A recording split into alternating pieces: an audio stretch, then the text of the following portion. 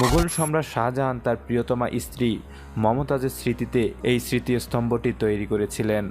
তাজমহল নিয়ে অনেক গল্প ও কল্পকাহিনী প্রচলিত রয়েছে, তবে এসবের বেশিরভাগেরই যথাযথ প্রমাণ না থাকলেও কাহিনীগুলো বহু বছর ধরে মানুষের মুখে মুখে রটে বেড়াচ্ছে।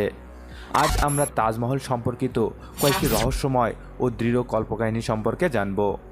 এখন আমরা জানব তাজমহল ও সম্রাজ্ঞী আরজুমান্দ বানু বেগম সম্পর্কে। অনেকেই হয়তো একটু ভুরু কুঁচকে তাকাতেই পারেন, আরজুমান্দ বানু আবার কে? তবে এই আরজুমান্দ বানুই হচ্ছেন মমতাজ মহল, যে নামে সারা পৃথিবীতে তিনি অমর হয়ে আছেন। পূর্বপুরুষদের মতো সম্রাট শাহজাহানের হেরেমেও ছিল অনেক স্ত্রী, তবে এত রানীদের মাঝে এমন কেউ ছিলেন না যিনি মমতাজের মতো তার হৃদয় হরণ করতে পেরেছিলেন। মমতাজ ছিলেন তার তৃতীয় স্ত্রী। ১৯ বছরের পরিণয় জীবনে তাদের মোট সন্তান হয়েছিল ১৪টি। শেষ সন্তান জন্মদানের সময় তার প্রয়াণ ঘটে। এতে শাহজাহান এতটাই কষ্ট পান যে তিনি তার স্ত্রীর স্মৃতিকে অম্লান করে রাখার জন্য একটি স্মৃতিস্তম্ভ তৈরি করার সিদ্ধান্ত নিয়েছিলেন, আর যার নাম রাখা হয়েছিল তাজমহল। এটি তৈরিতে প্রায় ২২ বছর সময় লেগেছিল। এর নির্মাণ কাজ শুরু হয় ১৯৩২ সালে এবং শেষ হয় ১৯৫৩ সালে।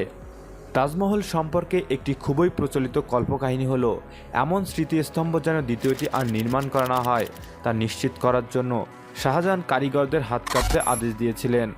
বহু লোক এই কাহিনী বিশ্বাস করলেও এটি নিশ্চিত করার মতো কোনো প্রমাণ কখনো পাওয়া যায়নি। সুতরাং এটি স্রেফ একটি পৌরাণিক কাহিনী হিসেবেই এটি মানুষের মুখে রটে বেড়াচ্ছে। যদিও আমরা তাজমহলকে নিখুঁত বলে বিবেচনা করি, তবে এটি তা নয়। মহলটির মূল হলের সিলিংয়ের একটি ছোট গর্ত রয়েছে। কথিত আছে যে কারিগরদের একজন ইচ্ছে করেই এই গর্তটি রেখে দিয়েছিল, যেন শাহজাহানের নিখুঁত মহলের স্বপ্ন সত্য না হতে পারে। নির্মাণ কাজ শেষ হওয়ার পর সকল কারিগরের হাত কাটা পরিকল্পনা সম্পর্কে জানতে পেরে তিনি এটি করেছেন বলে ধারণা করা হয়। মমতাজের মৃত্যুর পরে ও তাজমহলে রাখার আগে তার মরদেহ পৃথক স্থানে দাফন করা হয়েছিল। প্রাথমিকভাবে মৃত্যুর ঠিক পরে তাকে বুরহানপুরে সমাহিত করা হয়। তারপরে দেহ আগ্রায় স্থানান্তরিত করা হয় এবং তাজমহলের কমপ্লেক্সে ১২ বছর তাকে সমাধিস্থ করা হয়। অবশেষে এটি তাজমহলের বেসমেন্টে স্থানান্তরিত হয়, যেখানে এটির চূড়ান্ত বিশ্রামের স্থানটি পাওয়া যায়। ধারণা করা হয়ে থাকে যে তাজমহলের ভেতর অসংখ্য গুপ্ত কক্ষ রয়েছে। শাহজাহানের সময় থেকেই এই কক্ষগুলো তৈরি করা হয়েছিল এবং বর্তমান ব্যবস্থাতেও এই কক্ষগুলোতে খুব বেশি পরিবর্তন করা হয়নি।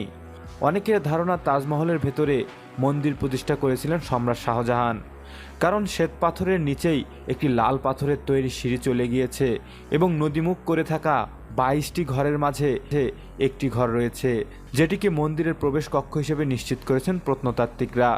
শাহজাহান বেশ শক্ত করে এই ঘরের মুখ পাথরের সাহায্যে সিলগালা করে দিয়েছিলেন।